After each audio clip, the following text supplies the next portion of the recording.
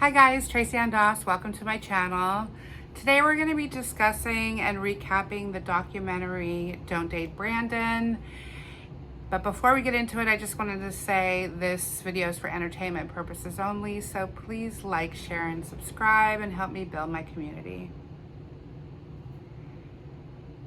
If you guys have ever been in a relationship where a man love bombs you, and then the minute he gets his hooks in on you, he kind of pulls away, or the chaos begins, or the red flags start to show up. Well, if you've been in that situation, you'll be able to relate to the women in this documentary. However, it just might make you stay away from those dating apps forever. So we're gonna start off by talking a little bit about Brandon. He is a 6'3" muscular man, full of energy, full of life, with thick wavy hair. I mean, he's got it all going on, and he is on the dating apps. And so this is Amber's story. She is 35 years old. She lives in Portland, and in 2013, she decides she is ready to settle down. So she joins the dating apps, and she gets on Tinder, and she matches with Brandon Johnson. And she decides that she really needs to give this guy a chance. And she liked the way he made her feel. And she really felt like she met her guy. They had a great time together. In fact, such a good time that within 6 weeks, Brandon asked Amber to marry him. And she felt like he's stable financially, he's stable emotionally. So she decides she's all in. She's gonna move to Seattle from Portland. She's gonna sell her furniture, and she's gonna quit her job, and she's all in. Unfortunately, a week before she moves, she gets a message from a woman saying, "I think you should know Brandon is on Match.com." And she is devastated. She at first cannot believe this. I mean, they have such a perfect relationship. He just asked her to marry him. This can't be true. And she confronts Brandon. I mean, there's really nothing he could say. Brandon used his engagement picture with Amber cropped out of it as his profile picture. So instead of denying it, he decided to tell Amber it was a lapse in judgment and that he's so sorry, but he's scared. His ex-wife Athena was so horrible to him, and he just had trust issues, and he just started talking about Athena and all the negative things that she did to him and how she cheated on him at her bachelorette party. And Amber felt sorry for him, and so Amber decided that she was going to give him another chance, and she completely ignored this red flag, and she moved to Seattle anyway. Brandon explained to Amber he did not want her and Athena talking, and he told her that they would be communicating through a parenting app, and that's what they did for quite some time. When Amber moved to Seattle, there was just a little bit too much co-parenting issues, and she just was really alienated from that because Brandon did not want them talking. So she just had enough of it, and she decided to move back to Portland, and Brandon decided to move with her. So they thought it would be best to get some distance between all of them, and this is when they started to use a parenting app to talk. And Brandon told Amber it was court ordered, and that was the only way they were allowed to talk, was through this app. On May 2017, Brandon and Amber were married, but it wasn't much later until more red flags came. On Halloween, Amber gets a message from a woman asking her if she was married to Brandon. She claims that he was dating a friend of hers for a few months, and she sent a picture of Avery and Brandon together. And Amber confronts Brandon And Brandon tells her this whole long story that they went to school together and they reconnected at their 10-year reunion, and that Avery had become obsessed with him and was stalking him, and that it was not a relationship. And Amber said, I want to talk to her. So he put them on the phone together, and Avery apologized and said that they weren't together and she was sorry. And Brandon said he got a restraining order against her. So Brandon started working for Nike and spending more and more time in Seattle. And this made Amber feel very uncomfortable and very unsettled in a relationship. But before she was able to do anything about it, Brandon told her that he had leukemia. He didn't want her telling anybody, but he had to do his treatment in Seattle. It was the only place that could do the treatment, and this is why he needed to keep spending time there. So she watched him lose 40 pounds, and even though he never let her go to treatment with him, she did believe that he was sick. This appeased her for a little while until she saw that Avery had posted a picture on social media of herself and Brandon. And then when she contacted Avery, Avery said, "You're not married to Brandon. I'm his girlfriend, and he wants to be with me." So Brandon tells Amber he's going to handle this. He's going to go out there.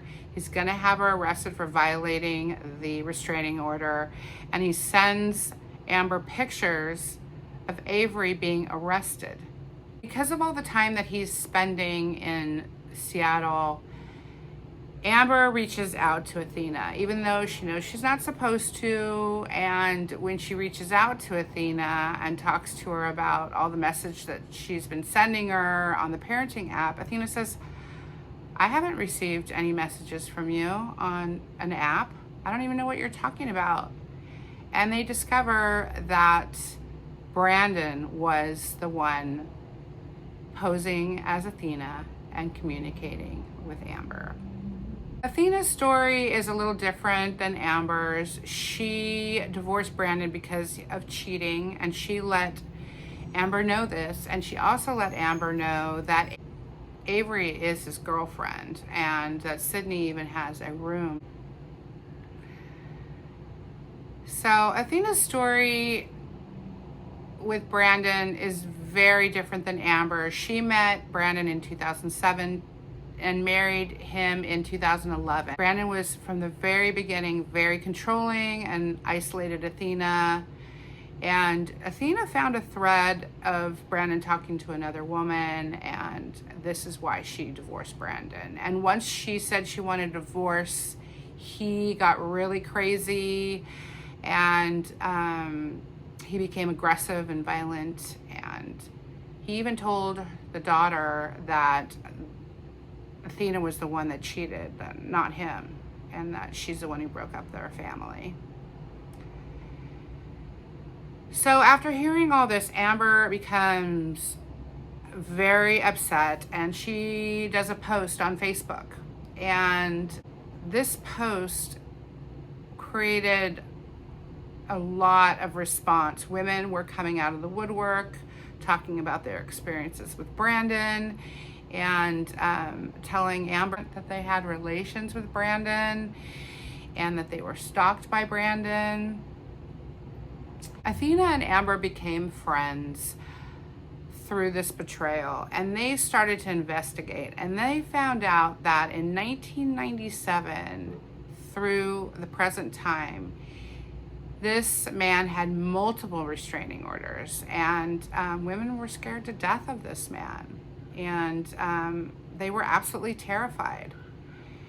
So on Valentine's Day 2019, Amber goes to Brandon's house where he love bombs her and is trying to get her back, and she gets a message from a woman when she's at his house. And these messages from another woman and she read them out loud to Brandon, and he got so angry that he pulled a knife on Amber. His eyes went dark. He blocked Amber from leaving, and then he told her that he was going to kill Athena and himself. And luckily, this incident led to an arrest. And Brandon was charged with unlawful imprisonment of Amber and threatening to kill Athena. So Athena and Amber went to the court hearings, and they were confronted by Brandon at the courthouse, and the police had to intervene. Brandon pled guilty, but he only got a 5-year restraining order. He didn't get any prison time. And this gave the girls a false sense of protection. He never even cared about these protection orders. He never even took them seriously. So Dee's story is also very different. In 2006, Brandon would tell her everything that she wanted to hear. He was very charming initially, and then pretty quickly he became very controlling. And when she broke up with him, he started incessantly calling her, and she even had to change her phone number.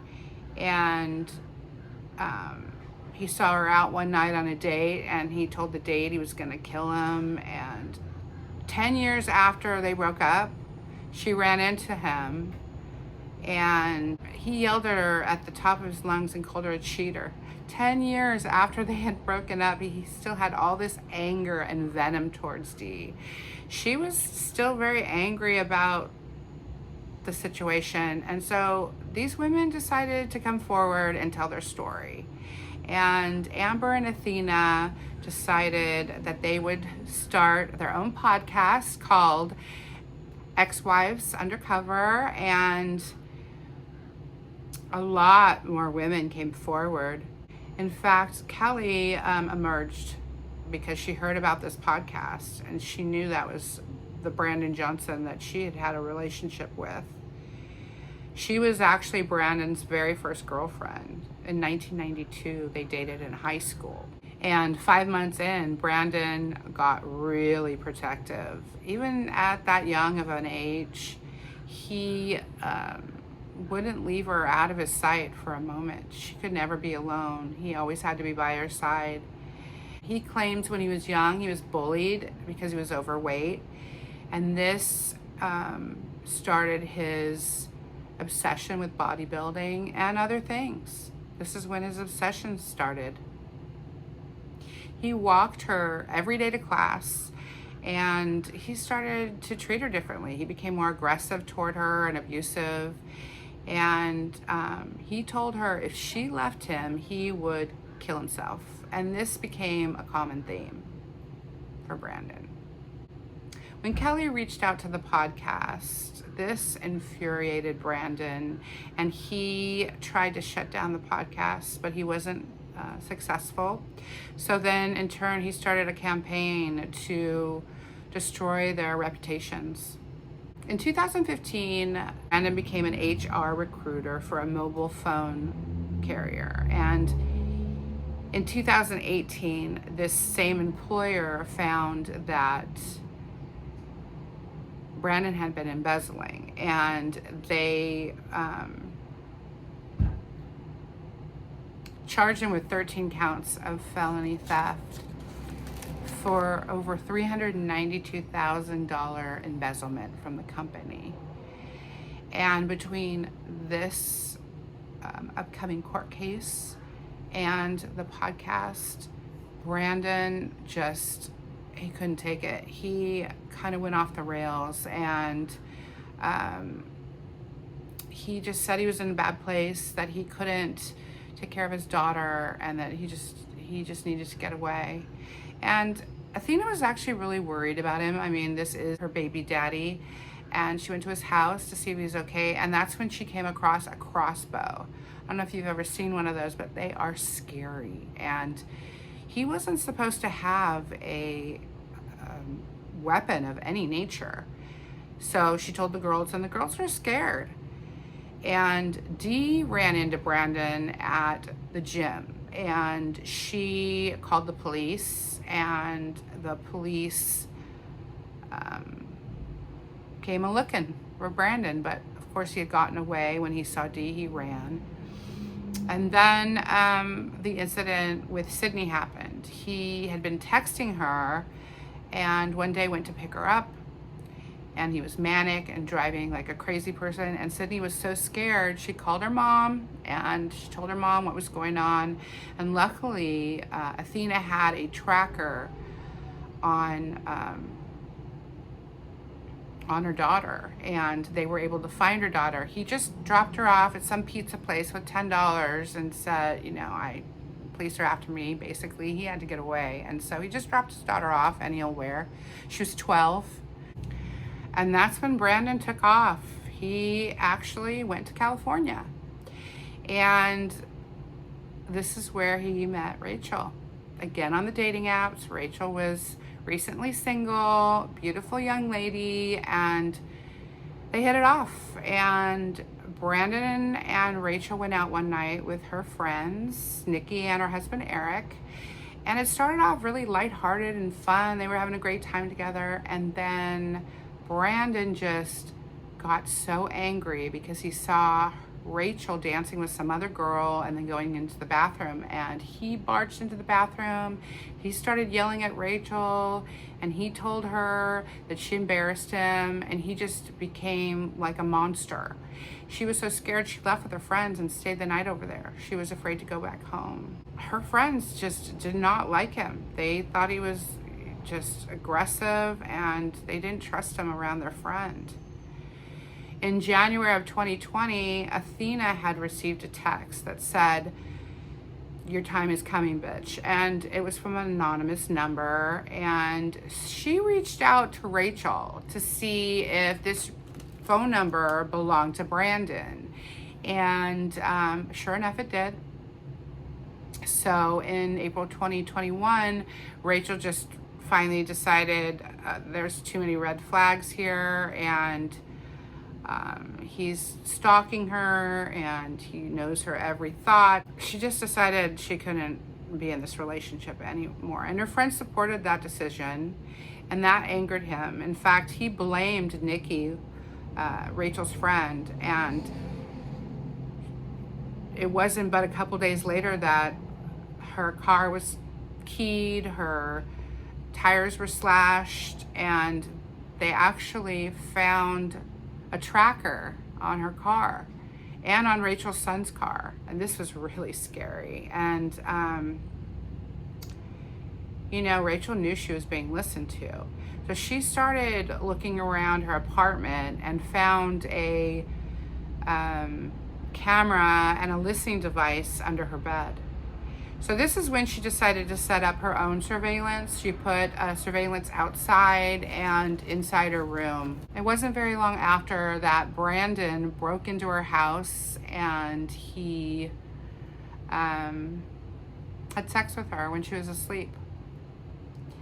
And lucky for her, it was all caught on camera, and Rachel had Brandon served with a restraining order. The thing with Brandon is he doesn't care about restraining orders. He just does what he wants when he wants. And so far, he hasn't gotten anything but a slap on the wrist. I mean,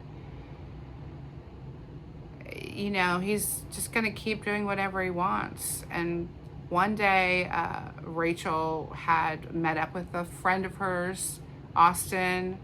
They had dated prior, and they were kind of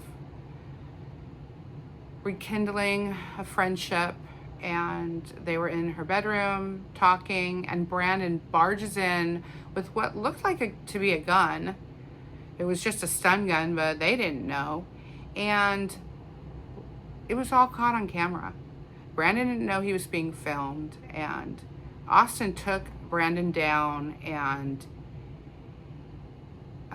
the police came and arrested Brandon. And when he was interrogated, he's telling them that she had him put the tracker on her son's car, and she was the one who had the camera and the recording device put under her bed because she liked to listen to them having sex and all of these stories.